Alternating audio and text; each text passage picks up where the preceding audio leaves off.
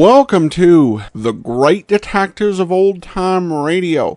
From Boise, Idaho, this is your host, Adam Graham. If you have a comment, email it to me, box13@greatdetectives.net. Follow us on Twitter at Radio Detectives and become one of our friends on Facebook. Facebook.com/Radio Detectives. Before we do get started, I do want to let you know this program is brought to you by the financial support of our listeners, and I particularly want to thank Jameson, who became a Patreon sponsor, monthly supporter, at the Detective Sergeant level, which you can do with a donation of $7.14 or more. A full list of available levels are at patreon.greatdetectives.net. You can also send one-time donations to support.greatdetectives.net. And over at greatdetectives.net this weekend, my review of the Rockford Files episode, There's One in Every Port. Now it's time for today's episode of Dragnet. The original air date is June the 29th of 1950, and the title is The Big Grab.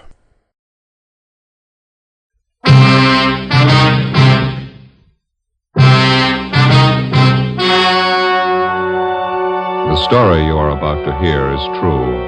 Only the names have been changed to protect the innocent. Dragnet.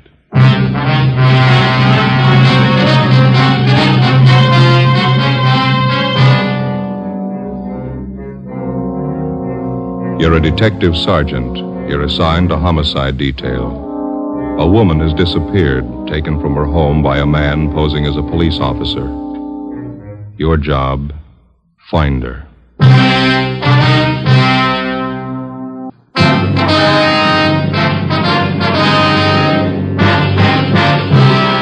Dragnet, the documented drama of an actual crime. For the next 30 minutes, in cooperation with the Los Angeles Police Department, you will travel step by step on the side of the law through an actual case transcribed from official police files.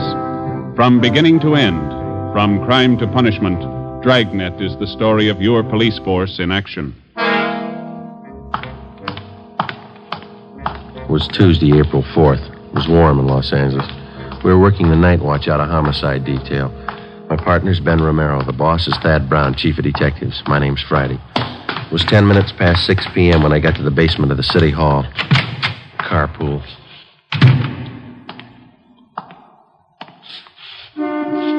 Over here, Joe. Hi. Thad Brown will be down in a minute. Captain will follow us out later. Okay. No contact yet? No, he's still waiting. You take care of the local broadcast? It's already gone out. They'll put the descriptions on the air every hour. How's it look to you now? I don't know. Nothing more we can do to, make a contact. Oh, here's Thad Brown now. You want to squeeze over a little? Oh, yeah, sure. Hi, Chief. Aye. Let's go. Might as well take Beverly Boulevard, huh, Ben? Yeah, it's as fast as any. You got the address there, Friday? Yeah, it's 617 Paris Avenue. It's out by Echo Park. Who's covering the house now? Ross and Pacelli are staked out in a private garage across the street from the house. Donahoe and Wiseman are on duty inside the Kessel place. You want to smoke? Thanks. Light me one, will you, Joe? Yeah. But you got the story from the maid at the Kessel's house, is that right? Mm-hmm. You check it out? I'm pretty sure she's telling it straight. If anything's wrong, I don't think she's got a hand in it. Here you are, Ben. No, thanks. You got the call about 3 this afternoon? A few minutes after, we went right out and talked to the maid. How'd she tell it? She said she was fixing dinner about 2 this afternoon when the doorbell rang. She answered it, and a young man in a gray suit asked for Mrs. Kessel by name. He told the maid it was an emergency. Yeah. Well, the maid said Mrs. Kessel came to the door, and the man identified himself as a police officer. Told Mrs. Kessel her husband had been hurt in an accident, and she was to come right away. Man show his identification? Maid said no. Said Miss Kessel just took it for granted he was a cop. Yeah. Go ahead.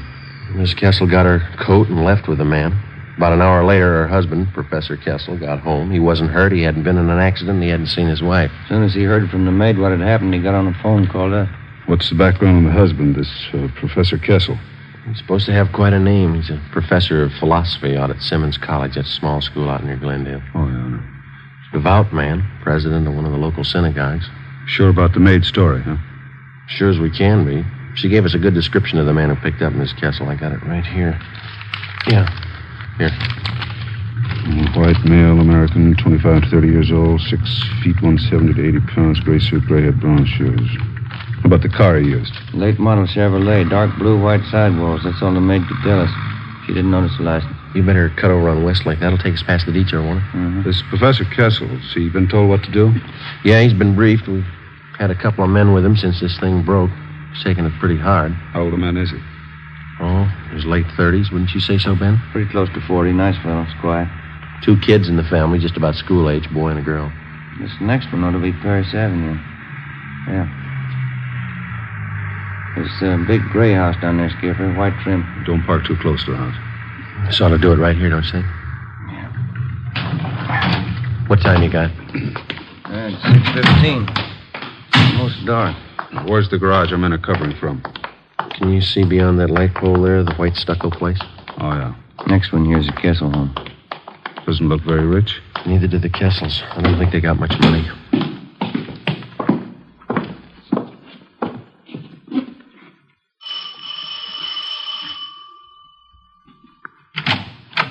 Hi, Donahoe. Come in.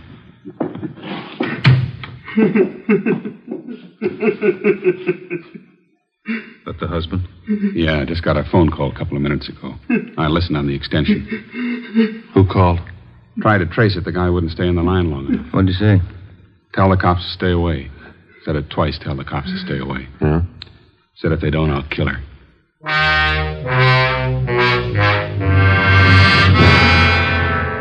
The Kessel house had already been placed under strict surveillance, and the victim's husband instructed not to contact the abductors without knowledge of the police. To the working detective, there's only one rule to go by when the job of solving an abduction is put in his hands. Find the victim as fast as possible, get the victim to safety, then go after the criminal.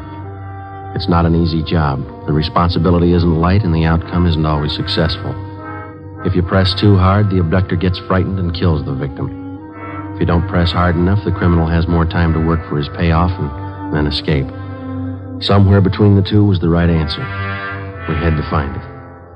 6:30 p.m. Special details of men were ordered out to the bus depots, the railroad terminals, and the airports. Roadblocks were set up at all main arteries leading into and out of the city. Every branch post office in Los Angeles was covered to watch for possible ransom notes addressed to Professor Kessel. 6:40 p.m. We met in the Kessel's living room. Chief, Wiseman. Professor Kessel will be down in a minute. Says he's sorry to keep you waiting. You feeling any better? A little. Phone call about his wife shook him up a bit. Well, how about those people who came in a few minutes ago? Who were they? Relatives. Half a dozen of them. They're waiting back in the kitchen. Well, how'd they know about Mrs. Kessel? They didn't. They'd been invited to dinner. They didn't know anything was wrong till they got here. Mm-hmm. Kessel asked them to stay for the meal. Wants to keep up appearances for the sake of his kids. Doesn't want them to worry about their mother. The dinner that important to him? Well, tonight's the start of the Pesach, the Jewish religion, Passover. Oh, yeah. It's one of the big holidays. Oh, I see. Well, they started off with this dinner tonight. Is that the way? Yeah, big dinner. They call them Seders. Tonight they have the first Seder. Good evening. Sorry to keep you waiting. How are you? No, please sit down. We don't like to intrude on your privacy, Professor Kessel, but I think you can see it's necessary. Oh, yes, of course. I'm very grateful. If there's anything at all I can do to help. Do you have any idea who might be responsible for abducting your wife? That's what has me so confused. How do you mean, sir? Well, I'm sure I have people who don't like me, who don't like us, but someone who would take my wife who says they'll kill her? No, I don't know who it could be. How about the voice on the telephone, Professor? Did you recognize it at all? No, it didn't sound like anyone I knew. He talked so fast I could hardly understand the man. Do you think the person who took your wife has some other motive besides holding her for ransom? I can't understand that either. If it's money they want, why go after a teacher's wife? $1,500 in the bank, that's all I have. That and this house. How about your immediate family, Professor? Well, my wife, Ruth, her people have quite a bit. I guess you would call them rich. But it's their money, not mine. I can't understand why anyone would do it. Poor Ruth, anything happened. Children. Albert? I'm sorry. That's all right. We understand. Albert? Yes, Bertha, come in, would you, please? Gentlemen, this is my sister, Bertha. She's here with her husband for the Seder. How do you do? How are you? Albert, it's late. Sundown. It's time to start the kiddish. Oh, yes. All right, Bertha. You tell everyone to come to the table. I'll be right in. The officers will have the first Seder with us? Yes, Bertha. You please set them places. Yes, Albert. Say, we don't mean to intrude here. We can wait outside while you have your dinner. Oh, no, please. I'd be honored to have you sit at the table with us. No one in the house should be without food tonight. First Seder for Passover. It's the law. How's that, sir? Oh, excuse me, the Hebrew law. Would you come this way, please? Yes, Professor. He turned and led us down the hallway into the dining room. A long white cloth covered the table. In the center was a brightly polished brass candelabra holding 4 lighted tapers. There were a few platters of food already set out, and at the head of the table, where Professor Kessel stood, an open prayer book. In order not to add to the alarm of his 2 small children at the absence of their mother, Professor Kessel introduced us as friends from Simmons College. This is Mr. Brown, Mr. Friday, Mr. Wiseman, Mr. Romero. How do you do, Bill? Yes, of course. Now, sit down, please, sit down. Yeah. Sure smells good. Yeah. You got enough room there, Joe? Oh, fine. Hey, how's it work, Wiseman? Should we join in the prayers? Not unless you speak Hebrew. Oh. Baruch atah Adonai Eloheinu melech haolam, bo'erei pri hagofen. Baruch atah Adonai Eloheinu melech haolam, asher bocha banu mikol am, v'raimemanu mikol loshain, v'kedishanu b'mitzvosav. V'atiten lanu Adonai Eloheinu, ba'avo moyadim l'simcha. Agim uzmanim l'sasoin es yoim hagamatzois hazeh. Yeah. Telephone call. Thank you. All right.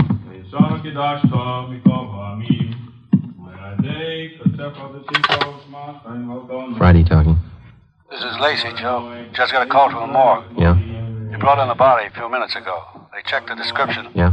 They think it's Mrs. Kessel. I went back into the dining room and told Chief Brown about the call. He told Professor Kessel. He said he'd finish as quickly as possible so as not to alarm the children and then go with us to the morgue to check the identity of the body. The prayers continued along with the dinner.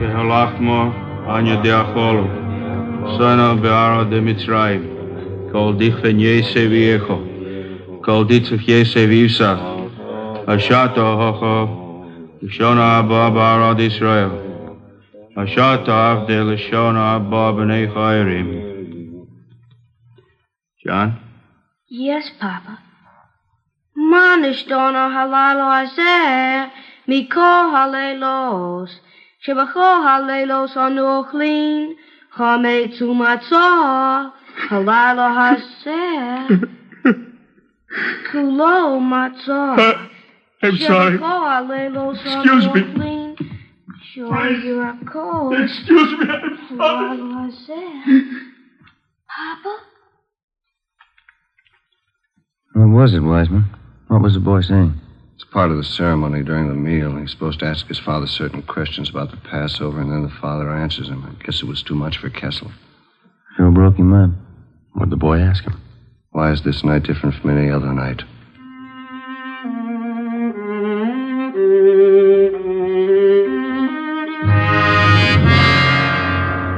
"7:30 p.m. Sergeants Wiseman and Donahoe stayed on duty at the house while Chief Brown, Ben, and I drove Professor Kessel to the county morgue. On the way, we called in and checked with Captain Steed of Homicide. He told us there'd been no reports on Mrs. Kessel. 7:43 p.m. Ben and I took Kessel to the basement of the Hall of Justice, county morgue. This way, Professor. Oh, yes. You sure you feel up to it? Thank you. I'll be all right. Cold in here. Yes, sir. Hi, fellas. It's back here. Okay, Archie. This is Professor Kessel, Archie. How do you do? This way. Jane Doe, number 5. I called over as soon as they brought it in. Yeah, thank you. Found the body near Avenue 19, the riverbed across from the auto camp. No identification? No. Here we are. All right.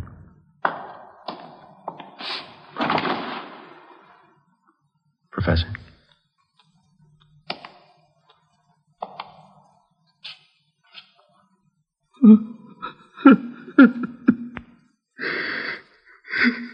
Thank God. Thank God.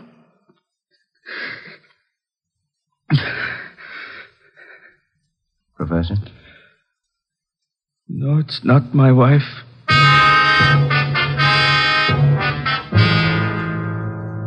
It seemed as if both the victim and whoever had taken her had vanished completely. At 11:30, Captain Steed, Ben, and I went across the street for a cup of coffee and a fried egg sandwich. We got back to the office at 10 minutes to midnight. Still no word. At 2 a.m., Ben and I drove back to the Kessel house to relieve Donahoe and Wiseman. We stood our watch in the living room.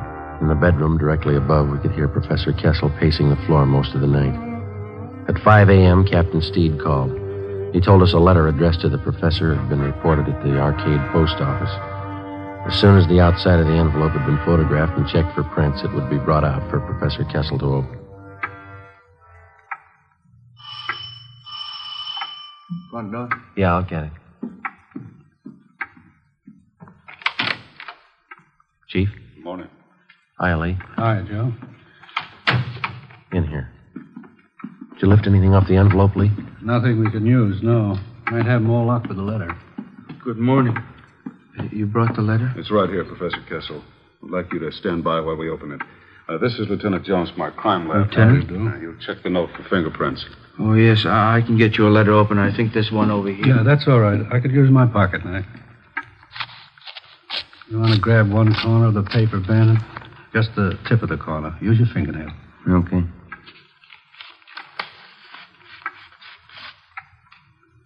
Yeah, that does it. Open it and pin down these corners here. What is it, Friday? The words are put together with small printed letters. They all seem to be the same kind of typeface. Letters were probably clipped from a book, then pasted together to form these words. Who sent it? What does it say?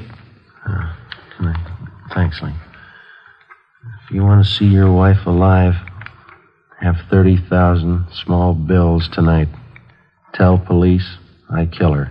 Instructions follow in mail. No signature. 30,000. I haven't got the money. I can't get it. He'll kill her. Mr. Kessel, there's still a chance.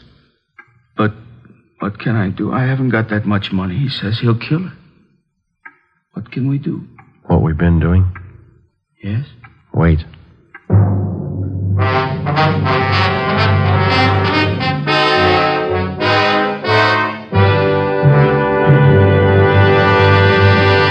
You are listening to Dragnet, the case history of a police investigation, presented in the public interest.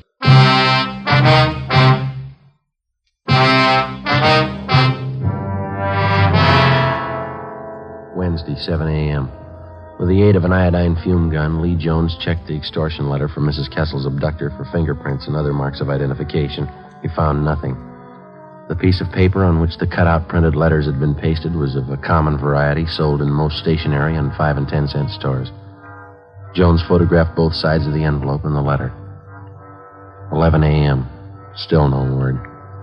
None of the special details had anything to report. At 1:45 p.m., another letter was delivered to the house. The envelope was open, the letter removed carefully and pinned down at the corners. It's put together the same as the last one. Yeah. Tonight, 11 o'clock. Come alone, your car. Tell police I kill her. Is there more, Friday? Yeah. Drive corner Lakeshore, Charter Street. Wrap money brown paper. Small bills. Come alone, your car. Put package by fireplug, then leave. Tell police and I kill her. No signature. I haven't got the money. Lakeshore and Charter. That shouldn't be too hard for us to catch. Sounds pretty much like an amateur. That makes it touchy. If he's green, he'll scare easy. If he's scared, he may kill her. Not if we reach him. How can I get the money? You won't need any. We'll have a dummy package made up. There'll be a single dollar bill inside. There's to be newspapers cut to the size of currency. That's what you'll deliver. But when he gets the package, when he finds out it's not the money, what's he going to think? We'll explain it to him. Starting at 10 o'clock that night, more than a dozen cars from the Detective Bureau circled the area around Lakeside Avenue and Charter Street, keeping a distance ranging from 3/4 to a full mile away so as not to scare off the abductor. Some of the cars were parked in service stations, some in private driveways. The neighborhood was located in the heart of a new veterans housing project. For a full 5 blocks in either direction, there were no buildings of any kind where we could keep an eye on the package of fake ransom money. The owner of one of the completed houses nearest the spot on Charter Street was contacted, and he agreed to let us use his home as a lookout point for the stakeout that night. 9 p.m. Ben and I took up our positions on the roof of the lookout house. We were equipped with 2 pair of night binoculars and a walkie-talkie. I could think of a few other places I'd rather spend the night. How well can you see that intersection from here? Comes in fine with these binoculars. The guy shows we ought to see him. Yeah, I better check with the captain again. What time you got? 9:25. Where's the skipper parked? Private driveway near Charter and Hayworth. Friday to 105K. Friday to 105K. Come in. Yeah, Joe. Go ahead. Got a clear view of the intersection. Nothing yet outside of cramped legs. You reading me okay? Yeah, Joe. Fine. Over. Roger. Standing by. You're lucky my kid can't see me now. Why? He'd never understand. Why should his father be sitting on top of somebody's roof late at night? He'd never get it. We waited. 10 o'clock came, 10:30. At exactly 11 p.m., as we watched through our night binoculars, we saw Professor Kessel drive up to the designated location 5 blocks away, place the fake package of ransom money by the fire hydrant near the intersection, and then drive away. 11:30, we waited. Midnight. 2 a.m., nothing happened. The package was still lying by the fire hydrant, undisturbed. Captain Steed checked with us periodically on the walkie-talkie. At 3:30 a.m., we were still waiting. At a few minutes past 6 a.m., Professor Kessel was directed to return to the intersection, pick up the package, and drive back to his home. His wife's abductor had failed to show. Maybe the suspect had sensed a trap. Maybe he had no idea of showing up in the first place. Maybe Mrs. Kessel was dead. We didn't know. 10 a.m., Thursday. No further contact from the abductor. A special detail from Homicide, including Ben and I, were ordered on a door-to-door canvass of the general area around Lakeside Avenue and Charter Street. After 7 hours of ringing doorbells and asking questions, we came across a Mr. Harold Olander, one of the longtime residents of the Silver Lake area. We showed him the general description of Mrs. Kessel's abductor. Yeah, that could be Thompson. Don't know for sure, though. Where did you see this Thompson, Mr. Olander? Oh, I saw him lots of times. He rents that cottage of mine down the street there. You see? The white one? Mm-hmm. Does this Thompson have a car? Thompson? Yeah, new one. I wonder if you could describe it. Chevrolet, nice looking. Blue color, I think. Could be, Joe. Is Thompson in the house now, Mr. Olander? Nope. Saw him drive away early this morning. I can show you the house if it's official police business. It is. Well, come on, then. I got the key right here. Cottage is just down the block there. See the one I mean? The white one? Yes, sir. How long's Thompson been in the house? 2 weeks tomorrow. You noticed anything unusual about him? Nothing special. Comes and goes at odd hours, but then a lot of people do. I don't pry. It's this house right here. Does he usually keep all the blinds drawn? Yeah, now that you mention it. A lot of people do, I guess.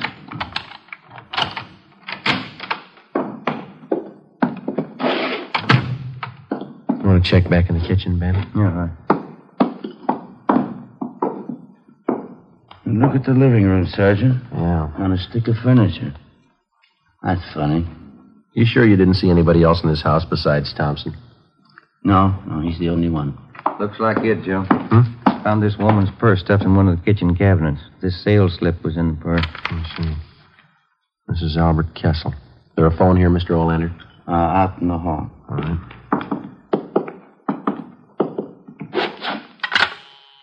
Is it still connected? Yeah. Joe, I'll check back in the bedrooms while you're phoning. Right, Ben. No, you better stay with me, Mr. Olander, if you will. Oh, all right. City Hall. Homicide. Homicide? You any idea where this Thompson is now, Mr. Olander? No, he comes and goes. I don't like to pry. Homicide, Steve. This Friday, Skipper, we got one for you. I've got one for you. Mrs. Kessel, she's been found. Mrs. Kessel was unharmed. She had no idea where she had been or why she had been suddenly released. All additional information which she could furnish on the suspect was immediately relayed to the entire state in an APB. 2 hours later, at a neighborhood garage Thompson patronized, we got his license number. We ran it through DMV and found the car was registered in the name of Charles Cottrell, 10115 Green Oak Drive, 7 p.m.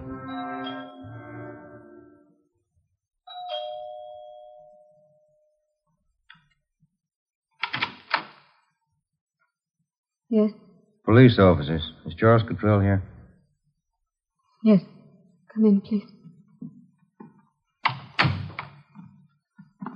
I knew you'd find him. I kept hoping, but I knew you'd find him. Where is he, ma'am? He'll give himself up. I'm his wife. I talked to him. There won't be any trouble. No trouble. Where is he? You've got to understand, he didn't know what he was doing. We needed money. He didn't know what he was doing. We'll have to search the house, ma'am. Charlie! Charlie, come downstairs! Come down!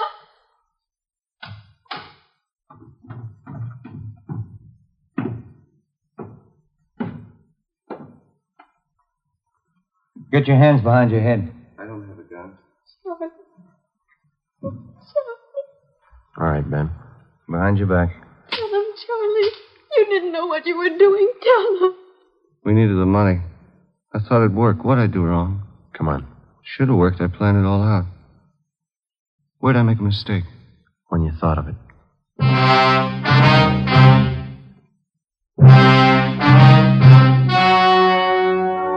The story you have just heard was true. Only the names were changed to protect the innocent. On August 2nd, trial was held in Superior Court, Department 86, City and County of Los Angeles, State of California. In a moment, the results of that trial.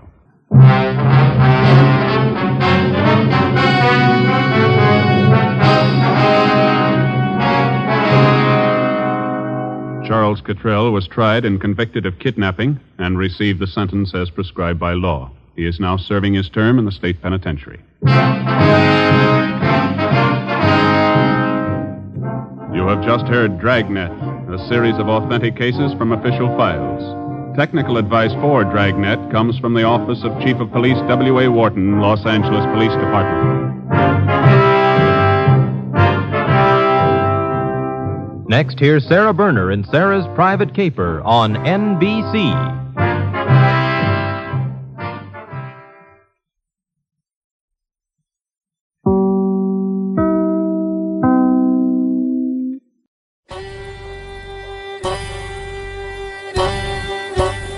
This is Andrew Rhines with OTRWesterns.com, where we stream live old-time radio westerns 24 hours a day, 7 days a week, with a special twist.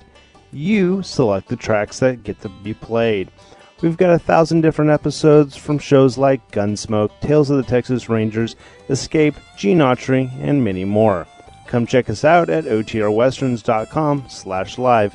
Again, that's OTRWesterns.com/live. You're listening to The Great Detectives of Old Time Radio with Adam Graham, and now let's get back into the show.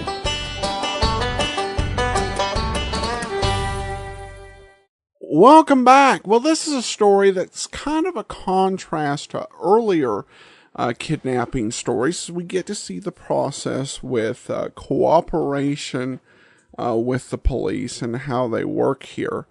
And I do like... one thing I do like with Dragnet, and particularly this character's story, is in a lot of series, there's a stock way that characters act. If you have a situation where a husband is missing or dead, the wife is either cold or just all over the place weeping. I think with Dragnet there are other ways and that really work great with characterization and make people feel real. And certainly the way that the satyr was used here was really effective, just to show this husband's real state of distress in dealing with this horrific situation. Other than that, a fairly basic case, but we do have some listener comments and feedback. This one comes from Lou, who says, I'm a long-time fan, an American living in Sydney and probably a few years behind your Dragnet podcast timeline. Don't know if you're still doing the podcast, but your coverage of that particular show for both radio and TV were honestly an equivalent of taking a college class on the subject. Your personal interest and wealth of information and are amazing, and I've been listening to old-time radio for a long time. But what you brought to the game was education, inside research, and a wealth of information that would otherwise be impossible to find. I don't know if you'll ever see this email, but I thought I'd toss it into the internet like a message in the bottle. I just wanted to offer a word of thanks, not just for Dragnet and the university level education, about everything to do with Jack Webb, but your hard work in helping people across several generations to understand old-time radio in general. At the end of the day, it's time travel at its heart. Look, while I'm here, I have a chance to ask a true professor a question. Do you remember the original house address for Joe Friday? And the earliest address that I was able to dig up for Joe Friday was in the episode Tom Laval, when he had to testify regarding Laval's suicide in the truck hijacker case, and the address given was 4656 Collis Avenue. If anyone's aware of an earlier address, let me know, but I think 4656 Collis Avenue would be the address. During the early days, his mom was a charming element to the Joe Friday character, but as the show matured, he matured and his character became considerably hardened, as real cops do. And he was wondering when, are you aware of any episode where Joe Friday transitioned from living with his mom to living as a bachelor? The answer is no. I'm not aware. It was basically a decision that they stopped doing it over radio when they basically found out that unfortunately it was just not going to work over television. I mean, over radio is pretty easy for a woman in her 20s to play Joe Friday's mother. But when you get onto television, it becomes considerably harder. I mean, you can add makeup and clothes and, go through a rigmarole, but, in 1952-53, how convincing it's going to be is going to be a bit of a variable factor. And for a character that's kind of on and off, it just made sense for them to not include mother. So that goes away in the early part of the 50s, but there's no specific transition or acknowledgement that anything's changed. Oftentimes, you would have situations where, even whole characters would disappear from a series and there would never be an acknowledgement that they were there. So yes, even before Happy Days, there was the Chuck Cunningham syndrome. Thanks so much for your good questions, Lou, and I appreciate you listening to the show out there in Sydney. That will do it for today. If you do have a comment, send it to me, box13@greatdetectives.net. Follow us on Twitter @Radio Detectives and become one of our